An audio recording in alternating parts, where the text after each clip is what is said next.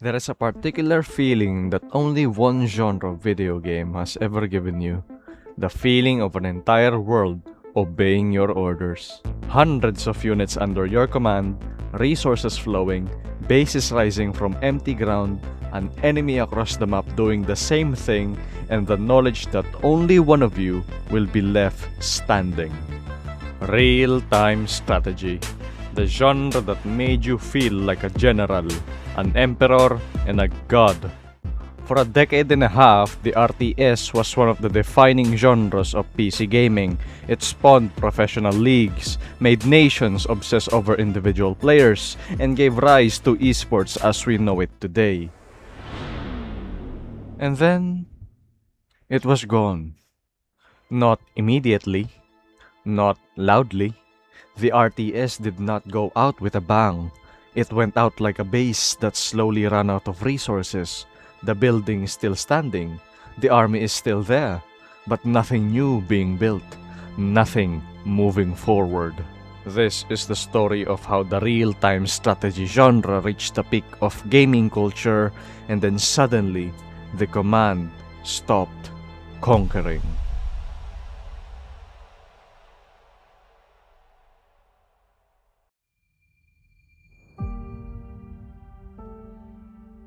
Every genre has a moment of invention. For the real-time strategy game, that moment happened on the desert planet of Arrakis. Affirmative. Reporting. In December 1992, Westwood Studios released Dune 2, The Building of a Dynasty. It was not technically the first real-time strategy game. That distinction belongs to Herzog Zwei, a 1989 Sega Genesis title. Or we could look at Utopia from Intellivision, 1981, Proto-RTS, first real-time resource management. But what Dune 2 did was something more important than being first. It defined the template that every RTS would follow for the next 3 decades. Dune 2 established the format that would be followed for years to come. As such, Dune 2 is the archetypal real-time strategy game, striking a balance between complexity and innovation. It laid the foundation for Age of Empires, Warcraft, Command & Conquer, and many other RTS games that followed. The formula it established was elegant in its simplicity. You harvest resources, you build a base, you train units, and then you crush your enemies. 4 pillars. Every RTS that followed was built on those 4 pillars.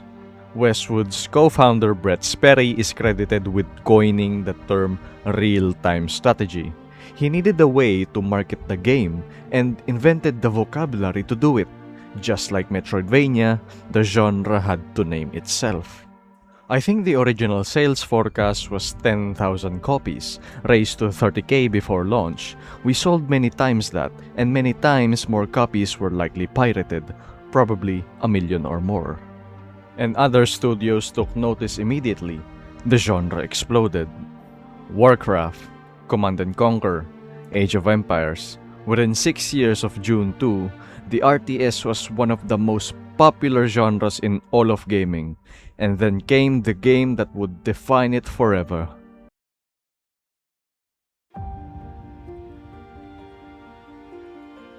Blizzard Entertainment released StarCraft on March 31, 1998.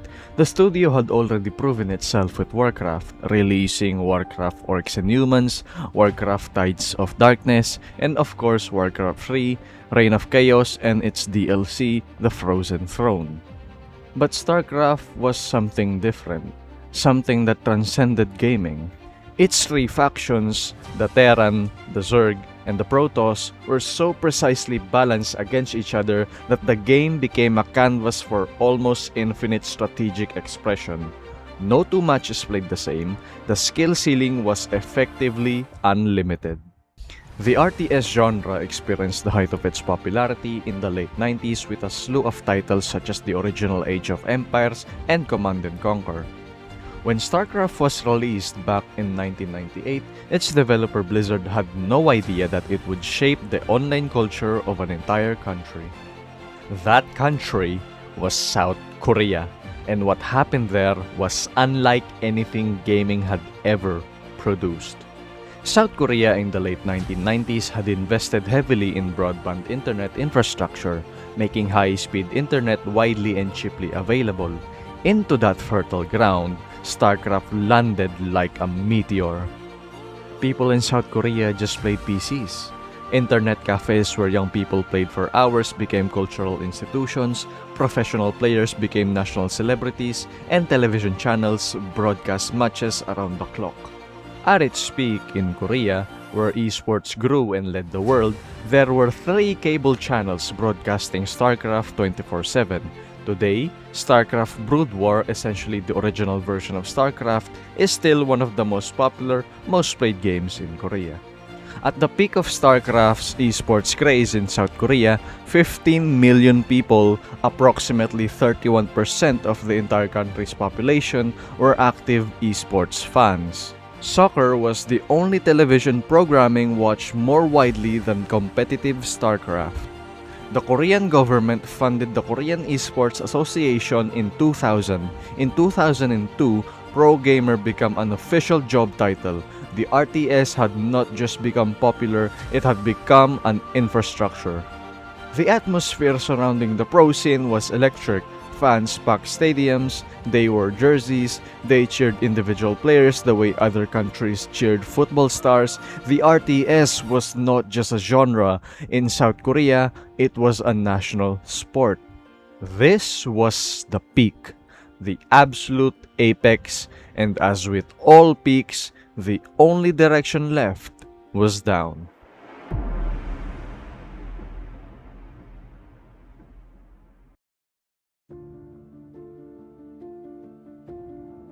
The cracks appeared slowly. They always do. The first problem was complexity. Every year, RTS games added more mechanics, more units, more systems. The skill ceiling that made StarCraft beautiful for experts became a wall that casual players could not simply understand. Real-time strategy as a genre was becoming more and more complex with every passing year, and as a result, many people began to lose interest in it. Effectively, the games were becoming too hard to just pick up and play for a lot of people. The second problem was stagnation. By the mid-2000s, the genre had stopped evolving in meaningful ways. Each new RTS looked like the last one, only larger and more demanding. Therein lies much of the issue real-time strategy was desperately struggling with at the time. The genre was simultaneously becoming both stagnant and overly complex. The RTS had created its own trap. To compete with StarCraft, every new game had to be as deep and as mechanically demanding as StarCraft, but that very depth was driving away the players who might have fallen in love with a simpler entry point. And then, from inside the genre itself came the thing that would dismantle it completely.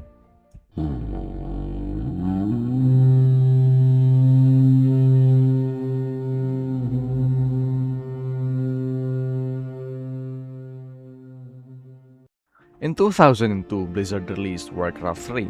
Among its many features was a powerful map editor, tools that let players build entirely new game modes inside Warcraft's engine. Blizzard made this available freely as a gift to the community. In 2003, a modder named Yule created a custom map called Defense of the Ancients, Dota. It was inspired by a StarCraft custom map called Eon of Strife. The concept was simple. Instead of commanding an army, each player controlled a single powerful hero unit and fought across 3 lanes toward the enemy base. Dota played a key role in shaping the multiplayer online battle arena or MOBA genre, serving as a direct influence for several later titles. The former game journalist Luke Smith called Dota the ultimate RTS. Dota evolved under a succession of modders, Ginsu, then IceFrog, becoming more balanced, more complex, and more popular with every version. It spread through LAN cafes and internet communities until it was one of the most played games in the world, despite being a mod for a game from another genre entirely. Then came 2009.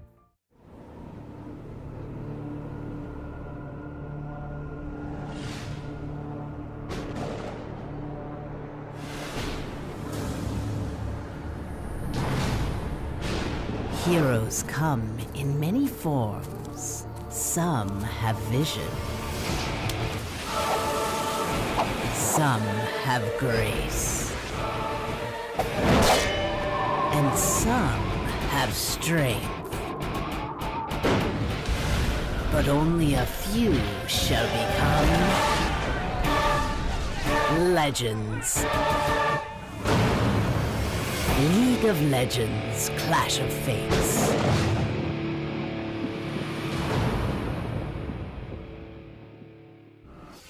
Riot Games, founded by two Dota players, took everything Dota had built and made it accessible. Free-to-play, faster matches, a gentler learning curve for new players, League of Legends launched on October 27, 2009. The floodgates have opened. Every major studio raced to build their own MOBA. Millions of gamers were mechanically familiar with the control scheme from decades of RTS gaming, so many were able to pick the games up quickly. And as with any skill-based competitive experience, these games are intrinsically motivating. Players play them to get better and express mastery, not just to consume content.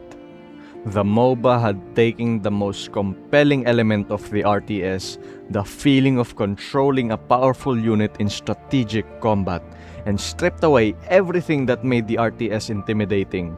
No base building, no resource management across the map, no army micromanagement, just your hero, the team, and the lane. The RTS audience did not leave. They migrated to the very genre that had grown out of their own games. It is somewhat poetically ironic that a company that was the master of creating brilliant RTS games has dug its own grave, in the sense that it paved the road to the very becoming of the MOBA genre. Blizzard, the company that made Warcraft 3, the company whose modding tools built Dota, the company that had defined the golden age of RTS gaming, had inadvertently handed the keys to its own replacement.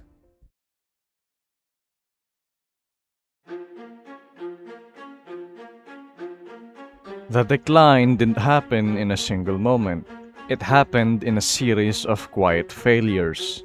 Westwood Studios, the company that invented the RTS formula with June 2 that brought Command & Conquer to the world, was absorbed by Electronic Arts in 1998. It was shut down completely in 2003. The studio that built the genre was gone. EA attempted to continue the Command & Conquer franchise. Command & Conquer 4 Tiberian Twilight, released in 2010, removed base building entirely from the series that had made base building iconic. The reaction from fans was devastation. Meanwhile, StarCraft 2 launched in 2010 to enormous critical success, and then watched its player base slowly erode as the MOBA market exploded around it.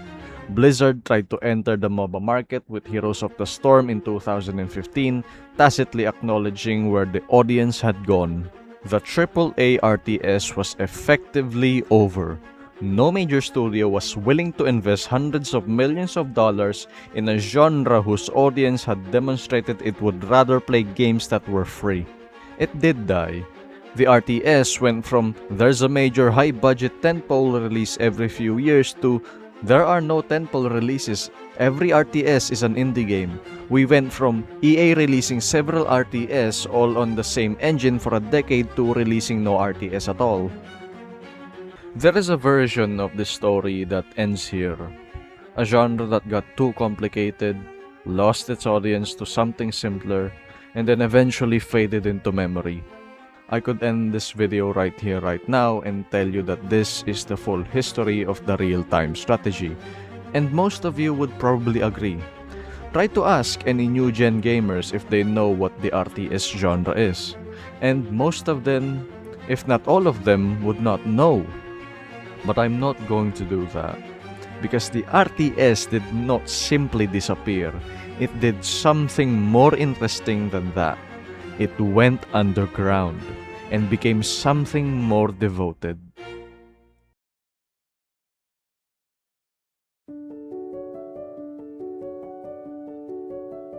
The Metroidvania came back through indie developers who believed in a forgotten formula. The RTS took a different path. It contracted. It shrunk to the size of its most passionate fans, and in that smaller space, it found something it had perhaps never had during its golden age: a community that truly, deeply cared.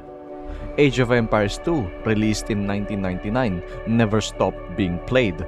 Its community kept it alive through fan patches, mods, and tournaments for over a decade before Microsoft released Age of Empires 2 Definitive Edition in 2019.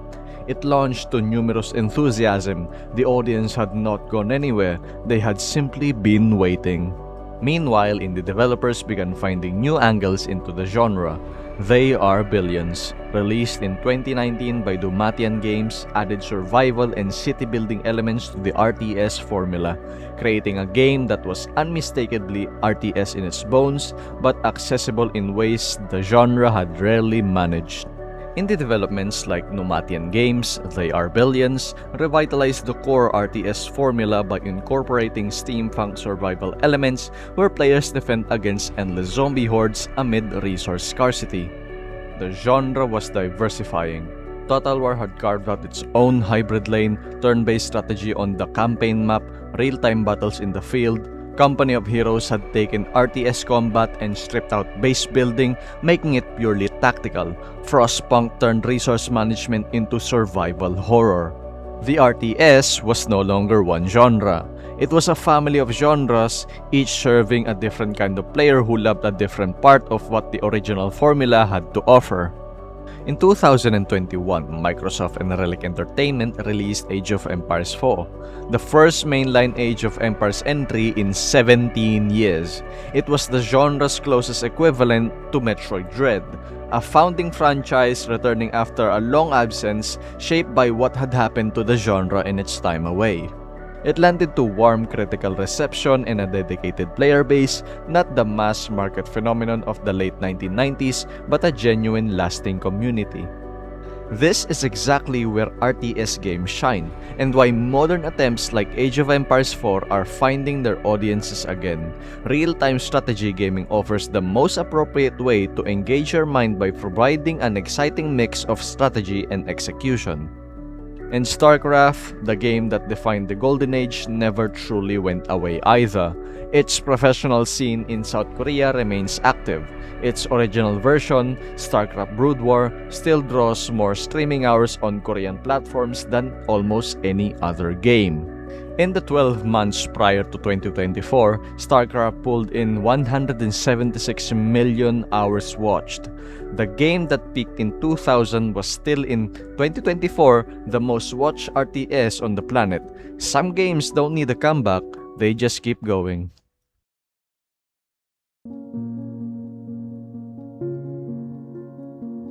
It is worth pausing here to ask the obvious question. The Metroidvania and the RTS both declined. Both were overshadowed by other genres. Both seemed at certain points in the 2010s and the 2000s like relics of the past. But their stories ended differently. The Metroidvania came roaring back, bigger, more mainstream, more culturally present than it had ever been. Hollow Knight sold millions, Metroid Dread won Game of the Year nominations. The genre is now thriving. The RTS, on the other hand, did not have that resurgence. It has survived, but quietly. Devotedly, it is not mainstream, it is not growing, it is, by most measures, niche. And why is that? Some argue that the original RTS audience has grown older and moved on. Yet the real question is, why RTS games haven't attracted new players? MOBAs, which evolved directly from RTS, managed to win over a younger generation. This suggests a shift in design philosophy and accessibility rather than age being the primary factor. The Metroidvania is a solo experience. You move through a world at your own pace. You learn at your own speed. You are not competing against another player who has 10,000 hours of practice. The genre is challenging, but the challenge is between you and the world itself. The RTS, especially in its competitive form, puts you against another human being in real time. The skill gap between a casual player and an experienced one is enormous and immediately visible. There is no playing at your own pace. There is only winning or losing. And losing in an RTS can feel like being humiliated by someone who has mastered an entirely different vocabulary that you don't even speak yet. The barrier to entry is not just mechanical, it is psychological, and that barrier, which the MOBA solved by removing it, the pure RTS has never convincingly crossed.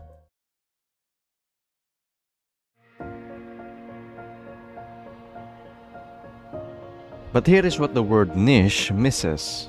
The RTS community is not a shrinking group of nostalgic holdouts waiting to die. It is a concentrated group of deeply passionate players who have chosen this genre not because it is easy or fashionable, but because it rewards them in ways nothing else does. Playing an RTS at a high level is genuinely one of the most cognitively demanding activities in gaming. Managing resources, commanding armies, planning 3 moves ahead, adapting to an opponent in real time. Research has shown that StarCraft players demonstrate measurably higher cognitive flexibility than non-players. The genre is not just entertainment, it is an exercise. And the community built around that challenge has a texture and devotion that most mainstream gaming communities lack. Age of Empires 2, 25 years after its release, has professional tournaments with genuine prize money.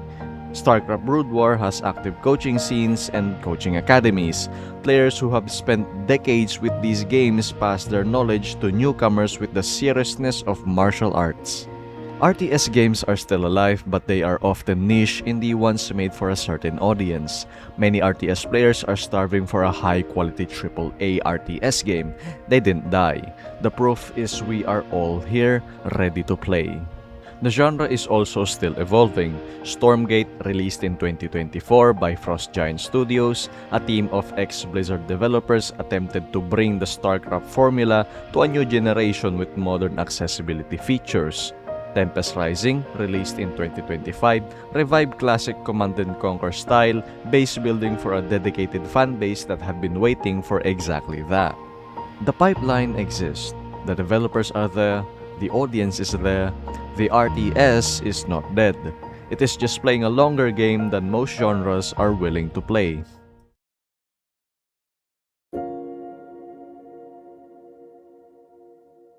The Metroidvania and the real-time strategy genre both declined. Both were left behind when the industry moved on. Both survived through the dedication of people who refused to let them go. But only one of them came back to the mainstream. The Metroidvania returned because of its core loop. Exploration, growth, revelation could be picked up by a player with no prior experience and feel immediately rewarding.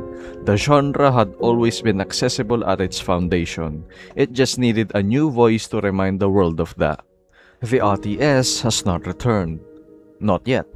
Perhaps not ever in its classic form, because its core loop demands something most players are no longer willing to give: sustained, concentrated, cognitively demanding engagement against another human being who is trying to outthink you, out-execute you at every moment. That is not necessarily a flaw. That is the genre's identity, and the people who love it because that is what they want or what they demand from the genre itself. The RTS did not fall. Rather, it made a strategic retreat to a smaller territory, a more defensible position, a community of players who understand exactly what it is and choose it anyway, not because it is easy or popular or accessible, but because commanding an empire, even a quiet one, is its own kind of meaning. The map is smaller now, but the base is still standing. The world moved on, the industry moved on, the mainstream moved on, but the faithful shall be rewarded. If you're interested in more documentaries, make sure you click on this video where I talk about the resurgency of Metroidvania.